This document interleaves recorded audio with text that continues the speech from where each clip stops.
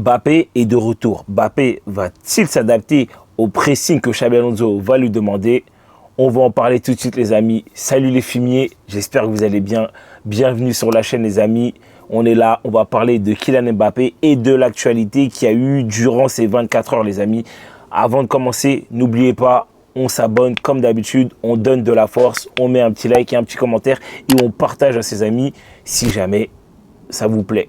Allez, sur ce, let's go pour les news les amis. Les amis, avant de parler du cas Kylian Mbappé, on va revenir sur quelques infos de l'actualité. Car oui, Endrick est de retour. Oui, Endrick n'a pas fait le voyage aux États-Unis avec l'effectif, mais là, il est revenu de blessure et il est de retour aux États-Unis avec l'effectif. Je vous affiche les images où on le voit qu'il a rejoint l'effectif, où on voit qu'il est avec Xabi Alonso, on le voit sourire avec Kylian Mbappé, on le voit enlacer Rudiger, on le voit dire bonjour à Dean Huijsen. Endrick est de retour et je pense que ça va lui faire du bien de rejoindre l'effectif.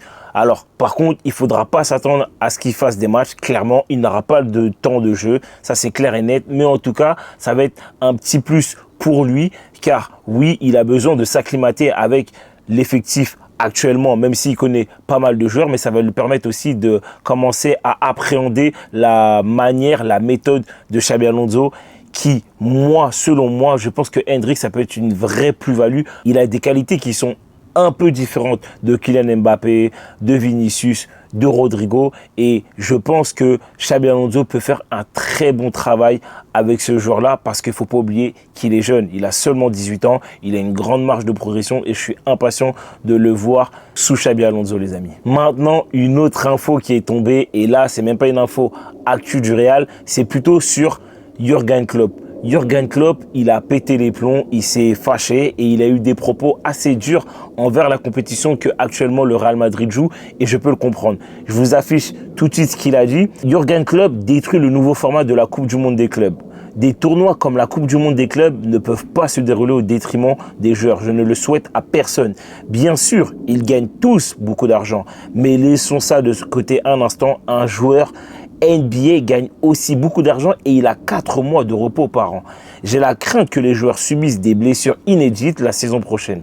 Si ce n'est pas la saison prochaine, ce sera la Coupe du Monde ou après. Moi, clairement les amis, sur ce sujet-là, je suis totalement d'accord avec lui. Je pense que cette compétition, pour moi, elle ne sert à rien. Et je vais vous dire la vérité, je ne suis même pas hypé par la compétition. Je suis hypé par le fait de voir le Real Madrid jouer sous Xabi Alonso car ceux qui n'ont pas vu, on a vu certains matchs qui étaient très intéressants. On a vu des bonnes choses comme des mauvaises choses. Mais la compétition en soi, pour moi, elle ne sert à rien et elle ne me hype pas du tout. Mais factuellement, oui, ça fait du bien de voir le Real Madrid sous Xabi Alonso. Mais maintenant, quand on prend du recul, clairement, Jürgen Klopp a raison. Je trouve que c'est dangereux cette compétition pour ces joueurs-là. Car les joueurs n'ont pas eu de repos. Je crois, grand maximum, ils ont eu une semaine de repos, si ce n'est moins. Parce qu'il y a les internationaux comme Vinicius, comme Valverde et autres qui ont eu, je crois, seulement 3 ou 4 jours de repos. Mais 3 ou 4 jours de repos, les amis, c'est très peu. C'est très peu et c'est très dangereux pour la santé des joueurs. Et ça, c'est vraiment pour tous les joueurs qui jouent cette compétition-là. À part ceux qui sortent, bien sûr, avant les huitièmes de finale, il n'y a aucun problème. Mais en tout cas, pour les joueurs qui vont aller très loin de cette compétition, je pense que c'est très dangereux pour leur santé parce qu'ils peuvent forcément être amenés à se blesser plus facilement et beaucoup plus rapidement car ils n'ont pas eu de temps de repos. Et pour moi, c'est un très gros problème parce que même si tu vas jusqu'au bout de la compétition, je crois que tu auras quoi, 2 semaines et demie de repos. Mais vous savez très bien comment ça se passe avec cette période de vacances-là. Tu sais très bien que si tu as 2 semaines et demie de repos, tu sais très bien qu'en fait, c'est qu'une semaine, voire une semaine et demie. Parce que une semaine avant de revenir, il faut que tu sois en forme. Et donc, forcément, tu vas reprendre la salle, tu vas reprendre le sport, tu vas te remettre à courir, tu vas te remettre à faire du renforcement et autres. Et c'est là où moi, en fait, je rejoins totalement les propos de Jürgen Klopp. Donc voilà. Maintenant, on passe à la suite, les amis. Là, c'est une info de The Athletic qui est relayée par le journal du Real, c'est que Gonzalo Garcia devrait rester au Real Madrid. Sur le départ, avant le mondial des clubs, ses performances et sa mentalité ont fait changer d'avis le club. Mais les amis, pour ceux qui ne vivent pas dans une cave et qui ont vu le dernier match du Real Madrid qui a été très intéressant face à Salzbourg, mais ce petit-là, franchement, c'est un joueur qui a énormément de qualité et qui a une grande marge de progression. Il est jeune. Vraiment, il est jeune et on sent qu'il a envie de progresser et on sent qu'il a envie de prouver qu'il a sa place au sein de l'effectif. Et clairement, je pense qu'il peut apporter quelque chose au sein de cet effectif-là parce que lui, il a clairement des qualités que les autres attaquants n'ont pas. C'est un bon joueur de pivot, c'est un bon joueur de tête, c'est un joueur qui effectue un pressing très haut, c'est un joueur agressif, c'est un joueur très bon techniquement, techniquement, et c'est un très bon remiseur dans tout ce qui est orientation du jeu. Et vraiment, je pense que ce joueur-là, il ne faut pas le vendre, il ne faut même pas le prêter, il ne faut même pas le mettre en équipe 2, en fait, clairement. Je pense qu'il faut qu'il joue avec l'équipe 1 et qu'il aura du temps de jeu, il aura de quoi gratter des minutes, selon moi. Donc maintenant, ensuite, on passe encore à la suite. Et là, c'est une info de Ramon Alvarez. C'est que Camavinga est tout proche de faire son retour. Il se sent très bien. On verra s'il sera appelé pour le match contre la Juve. Alors moi, clairement, je vous dis la vérité. Camavinga, je suis impatient de le voir sous Xabi Alonso. Parce que ce mec-là a des qualités au milieu de terrain qui sont clairement indéniables. Physiquement, très fort. Techniquement, très bon. Il a une technique totalement différente des autres milieux, mais techniquement, il est très fort, véloce, rapide. Comment dire, c'est un joueur clairement qui, pour moi, qui est totalement Xabi Alonso compatible. Et je pense que Xabi Alonso peut vraiment faire éclore ce joueur-là. Parce que Camavinga, honnêtement, je vous le dis, si il est bien géré, si on le fait bien travailler tactiquement, ça peut être un monstre. Ça peut être un genre, je mets des guillemets, un genre de Clarence Seedorf. Et c'est pour ça que je suis impatient de voir Camavinga. Autre info encore, maintenant, qui nous vient de la Copé, et ça, c'est une info qui, pour moi, n'est pas plaisante, et clairement, ça me saoule clairement. Je pense que le Real Madrid doit faire quelque chose absolument. C'est le cas David Alaba. Alaba est blessé et sera out pendant 1 mois. Les gars, depuis 2022, c'est-à-dire après 2022, David Alaba n'a plus joué. Il n'a plus joué. Enfin, j'abuse. Il a joué quelques minutes récemment, en tout cas cette saison, mais il s'est reblessé, en fait. Il s'est blessé au ménisque. On sait que quand tu reviens des croisés, forcément, tu vas compenser avec ton autre jambe et forcément, ça va te ramener une autre blessure derrière. Mais malheureusement, factuellement, David Alaba, actuellement, il ne sert à rien. Et en plus de ça, c'est le 3e, voire le 2e plus gros salaire de l'effectif. Donc c'est là où moi, je pense qu'il va falloir que le club trouve un terrain d'entente avec ce joueur-là et qu'il ne le garde pas, en fait, tout simplement, qu'il mette fin à son contrat, je sais pas, qu'il lui donne la moitié de son salaire, comme ils avaient fait pour Eden Hazard. Mais en tout cas, je pense qu'il faut trouver une solution sur le cas David Alaba. Ensuite, dernière info, pour ensuite parler sur le cas Kylian Mbappé, c'est The Athletic qui nous rapporte combien chaque club a remporté au sein pour l'instant de cette compétition. Excusez-moi, je bégaye. Et on peut voir que le Real Madrid est le 2e club qui a remporté le plus d'argent. Manchester City a remporté 51 millions et des brouettes. Pourquoi ? Parce que Manchester City a gagné tous ses matchs et le Real Madrid n'a pas gagné tous ses matchs, ils ont fait un match nul. Donc le Real Madrid a remporté 48,4 millions, ce qui n'est vraiment pas négligeable du tout. Et on voit que cette compétition rapporte énormément de cash et ça, ça veut dire c'est que du plus et qu'une plus-value. Et si tu vas jusqu'en demi-finale, voire même en finale et que tu la remportes, tu vas empocher, wow, je bégaye aujourd'hui, tu vas empocher un grand cachet qui va potentiellement te permettre de pouvoir recruter au milieu de terrain, voire même en défense, voire même en attaquant. Tout dépendra de ce que le board veut mettre en place.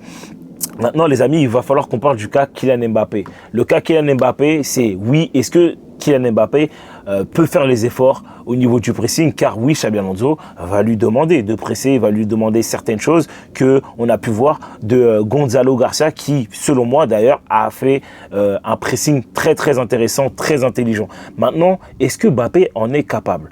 Moi, c'est une question que je me suis posée, c'est des questions que j'ai posées un peu autour de moi, et je pense réellement que il est capable d'effectuer ce pressing-là. Mais maintenant, est-ce qu'il en a envie? C'est une autre question. Est-ce qu'il en a envie? C'est une autre question. Et même la question de est-ce qu'il en a envie? Je ne sais pas, on verra bien. Je ne sais pas, on verra bien. C'est très compliqué de répondre à ça parce que moi, selon moi, je pense qu'il n'a pas le choix de presser. Car actuellement, tous les joueurs effectuent le pressing.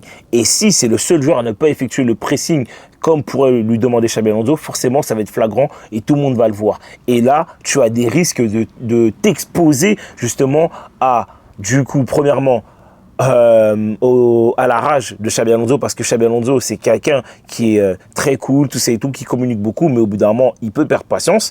Ensuite, tu vas être face à tous les supporters qui vont te huer, qui vont vraiment t'insulter, qui vont péter les plombs sur toi, sur les réseaux comme sur le terrain, et même en dehors des terrains. Hein. On sait très bien que voilà, ça peut arriver que de temps en temps, Mbappé, il sorte de temps en temps, il a le droit, mais en tout cas, tu vas être forcément très ouvert aux critiques en fait. Et c'est là où moi je me dis, il n'a pas le choix. Maintenant, avec ce qu'il a pu voir aussi du côté du PSG, quand tu vois que le PSG ont pu effectuer un pressing cohérent, tout ça et tout, je pense que lui, il a à cœur de prouver qu'il est capable aussi de pouvoir gagner cette Ligue des Champions-là et de pouvoir presser. Bien sûr, on ne va pas lui demander de presser comme Edison Cavani, ça n'a pas d'intérêt, mais je pense qu'il va falloir que Mbappé effectue un pressing intelligent, parce que quand on dit ça, faut pas croire que ça va être le seul à presser. À partir du moment où Mbappé enclenche un pressing, on sait très bien que tout le bloc du milieu de terrain et de la défense va effectuer un pressing, et donc forcément tu vas récupérer